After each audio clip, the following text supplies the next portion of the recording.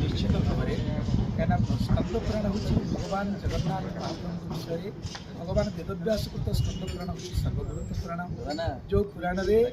3863 श्लोक 60 अध्याय महाप्रभु जगन्नाथ महिमा विस्तारित कहुई जगन्नाथ महाप्रभु पवित्र स्थान जत्र साक्षात जगन्नाथ शंख चक्र गदाधर जंतुनाथ दर्शनाथ मुक्ति जो ददाति कृपानिधि कहना आम मैंने समस्त जाचे गंगार स्नान कले मुक्ति मिले काशी में बास कले मुक्ति मिले किंतु जले स्थले चांचल्ये मुक्ति श्री पुरुषोत्तमे ये महाप्रभुंर कैबल्य मात्र प्राप्त हवा मात्रे मुक्ति मिली था श्री जगन्नाथ महाप्रभुंर महाप्रसाद ये जो महाप्रसाद हूँ महान प्रसाद महाप्रसाद आ महाप्रभु भितर कौन फरक ना तो महाप्रसाद प्राप्त मात्र आम संस्कृत विश्वास अच्छी शेष सज्जार पड़ी व्यक्ति जदि टी निर्माल्य जल पाई दिए तार जीवन छुटी जाए ताले से भाव निश्चित वैकुंठ प्राप्ति होता है तेणु महाप्रभु जगन्नाथ जदि विश्वव्यापी महाप्रभु स्थान हेले ये निज घर कहीं ना आम देखो चारिड़े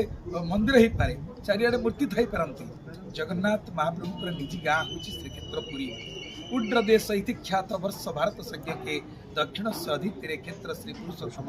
तत्र नीलगिरी नाम समन्तात् काननावृत तस्य संगे कल्पवृक्ष समन्तात् पुरुषोत्तमित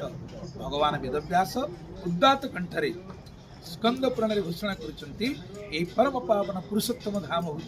महाप्रभुंर निज क्षेत्र यही क्षेत्र में भक्त पहुँचा क्षणी महाप्रभु दर्शन समुद्र स्नान